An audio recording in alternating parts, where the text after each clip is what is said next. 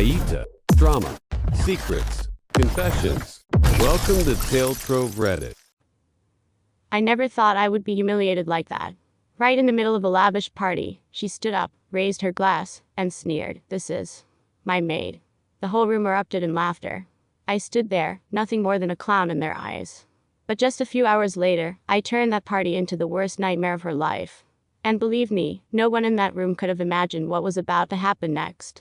Don't miss the next part of this story. Hit subscribe right now so you won't miss this legendary reversal. I received the invitation to that party on an ordinary morning like any other. At first glance, the golden boss card glittered like a direct challenge thrown at my face. The sender was none other than my self-proclaimed queen from college, the one who had looked down on me for years. I held the card in my hand, and a flood of questions echoed in my head. Why would she invite me? Is this a trap, or just another one of her twisted games? The party was held in a mansion perched on a hill, overlooking the city glowing with lights. Luxury cars lined the gates, and the guests who stepped inside looked like they had walked straight off a red carpet. I stood at the entrance, wearing a simple yet striking dress, my heart brimming with suspicion. Was this her way of proving to the world that I would forever remain a faint shadow beside her wealth and grandeur? Inside, the atmosphere was almost unreal. Foreign wine flowing like rivers, smooth jazz floating through the air, and hundreds of glittering eyes flickering under chandeliers. People mingled, laughed loudly, and shook hands as if they were attending a sacred ceremony of the elite. But amid all the splendor, I felt one thing crystal clear. I didn't belong here. Or more precisely, she didn't want me to belong here. The moment I stepped inside, I caught the scornful look from the hostess herself. Her smile wasn't a welcome, it was a challenge. And I had a gut feeling that tonight would be more than just a party. It would be a battlefield. If it were you, would you dare to walk through that door? The music suddenly stopped as she stepped out into the center of the room, her glittering dress under the lights, seeming to swallow every gaze. She raised her glass, smiled faintly, and said loudly, "Allow me to introduce everyone, this is my maid." The whole room erupted in thunderous laughter. That laughter rang in my ears, each peal a knife cutting deeper into my pride. They didn't know who I was, they only saw someone humiliated, standing frozen under hundreds of eyes. I tried to stay calm, clutching my hands to hide the trembling. But inside my chest, a fierce flame was igniting. She didn't just want to embarrass me, she wanted to trample me in front of the whole world. So that when all eyes were on me, I would be left with a single label: the lowly one. Some whispered, some sneered, some looked at me with pity. But they all agreed on one thing. I had just been turned into the joke of the party. Can you imagine the feeling of being pushed into a corner by an entire room? Becoming a puppet for others' amusement. I raised my head, forcing myself not to cry. Because deep inside, I knew this act was far from over. They think I'm the maid. Then I'll show them I can turn this entire party into her worst nightmare. If you were in that situation, would you choose to stay silent or strike back immediately? The room still echoed with laughter, each probing gaze feeling like blades driven into my flesh. But I did not cry. I did not scream. I only smiled. A smile that left the crowd confused for a few seconds, because they didn't understand. How could a maid stand so firm in the face of public humiliation? I took a glass from the server's tray, sipped slowly, then set it down on the table as if nothing had happened. Inside me it was different, my heart pounding like a war drum. With each beat a silent vow echoed, "Keep laughing. Soon you'll have to swallow that laughter." People whispered, some spat cruel remarks. She must be lucky to be allowed to tag along as background. A few pitying looks were cast my way, as if they were watching a tragicomedy play out before them. I remained silent, but my silence was not defeat. It was the silence of someone preparing to deliver a killer blow. I knew I had to wait. For the right person. At the right moment. Once the opportunity came, with just a single move, I would freeze this entire room. If you were me, would you choose to stay silent and observe, or would you stand up and flip the table immediately? Everyone looked at me and believed I was just a nobody. But they had no idea that behind my silence was a story even the host herself could never have imagined.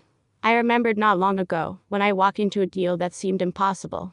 A deal that, if I succeeded, would give me power enough to make even the wealthiest bow their heads. They said I was crazy, they laughed at me, some even swore I would go bankrupt within a month. But I still did it. And I won. No one knew that before coming to this party, I had just signed a contract worth enough to buy the entire mansion we were standing in. The very thing she had always craved was now in my hands with nothing more than a signature. And her. She was still just a doll, living off fake glories in the stares of others. I stood there in the middle of the crowd mocking me, but in my mind there was only one thought. If they knew the truth, would anyone still dare to laugh? They saw me as beneath them, but in just a few minutes, the roles would be reversed. And when that happened, I wouldn't need to scream, I wouldn't need to prove anything. The truth would speak for itself. Do you believe that just one little secret could be enough to turn an entire party upside down? Hit subscribe right now, because you definitely don't want to miss the table turn that's coming. The music played again, but the atmosphere had completely shifted. People were still laughing and chatting, but I knew the host had just scored points with her little humiliation stunt. She strutted through the crowd like a queen, while I stood still, calmly observing. But then, the unexpected happened. The grand doors swung open, and a group of VIP guests entered. Every gaze in the room turned to them, the kind of people any party would dream of hosting.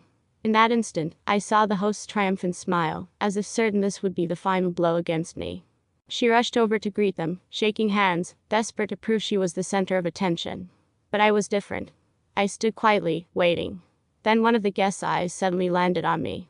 He froze for a split second, and then his face lit up as if he had just found something priceless. In that moment, I knew. The game was about to turn. The host noticed the scene but didn't yet understand what was coming. She thought it was just coincidence that I happened to know them. But it wasn't. The bond between me and those guests was far stronger than anything she could imagine. Have you ever seen someone laughing in victory one second, only to find themselves plummeting straight into the abyss the next? One of the guests from the group walked straight toward me, ignoring all the host's desperate greetings. The entire room fell silent, every pair of eyes following his every step. Then, right in front of everyone, he smiled warmly and reached out his hand to me. Finally, we meet again, the most important partner we've ever had. The air exploded like a bomb had just gone off. The host froze, her hand still awkwardly raised halfway. Her face drained of color in an instant. The crowd started whispering, their voices spreading like wildfire. Partner. The most important one. Could it be? The woman who had just called me a maid suddenly became the outcast in her own party. I shook the guest's hand, feeling the weight of every shocked gaze landing on me. I didn't need to say much. I just smiled, letting the truth speak for itself. The guest went on. Without her, our project would have never succeeded. Every one of us owes her a debt of gratitude. Each word hit the host's pride like a hammer smashing glass. The entire atmosphere flipped upside down. From mocking laughter to wide-eyed respect and awe. And there she stood, trembling, not knowing how to face what was happening. Can you believe it that in just a few seconds, the one everyone mocked could become the very center of attention, the one the world bows down to?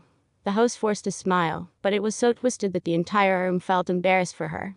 She stammered a few words, desperately trying to turn the situation into a joke. Oh. I was just kidding, don't take it seriously. But not a single person laughed with her. The music still played, yet the atmosphere was so cold it could freeze the air itself. A few guests began stepping back, keeping their distance from her as if they might catch her humiliation. Those who had joined in mocking me now lowered their heads, pretending to be busy with the wine in their hands. And there she stood, her eyes wide and frantic, like an animal cornered with nowhere to run. Every word the powerful guest spoke in my favor was another slap across her pride. I stayed silent, watching her with a calm gaze. Because I knew sometimes silence cuts deeper than 1,000 accusations. She began to tremble, grasping for anything to hold on to. We're friends, aren't we? That question echoed through the party, and the whole room held its breath. Do you see it? A woman who once crowned herself queen now begging just to be acknowledged. Her disgrace wasn't only in the stares of others, but in the cruel realization that everything she had built crumbled in a single moment. If it were you, would you forgive someone who publicly humiliated you or let them taste every ounce of their own downfall? The room fell into a breathless silence. All eyes were on me, as if waiting to see how I would finish off the hostess. I could humiliate her right there. I could use her own words against her 100-fold. But I chose a different path. I walked slowly toward her, each step echoing through the tense air. She stepped back, eyes trembling, clutching her glass so hard it nearly shattered.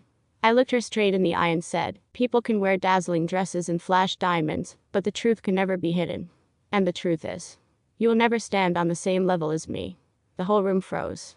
No one dared to breathe. She dropped her glass, the crash of breaking glass ringing like a funeral bell for her pride. I turned my back and walked away through a sea of respectful, stunned faces. In that moment, I knew I had won. No shouting, no proof needed. Just one sentence. Just one smile. And then, like a passing wind, everything was completely reversed. The one who tried to make me a joke became the shame of the whole world. If you were me, would you deliver a cold closing line like I did, or choose a ruthless revenge to make them kneel? Don't forget to subscribe to the channel to see the shocking finale next. I left the party under the stunned stares of everyone around me. Behind me, whispers and murmurs still lingered, but I no longer cared. Those who once laughed at me, who once treated me like a joke, were now the very ones bowing their heads in silence. The hostess stood among shards of broken glass, her eyes empty as if she had just lost everything. On the road away from that lavish mansion, I realized something simple yet bitter. It isn't diamonds, glittering gowns, or fake laughter that define a person's worth. It's the truth. And truth has the power to shatter every layer of hollow glamour. She called me a maid. But who was the one now serving under the scornful gaze of the entire room? Who was the real fool in the end? The answer couldn't be clearer.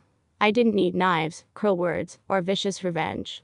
All I had to do was stand tall, face the truth, and let the party become her stage of self-destruction. And that was the sweetest victory of all. After that night, I made myself a promise. Never let anyone else define your worth. Because all it takes is one opportunity, one truth, and every person who ever belittled you will be forced into silence. If you were in my place, would you forgive them or let their humiliation become the lesson they would never forget?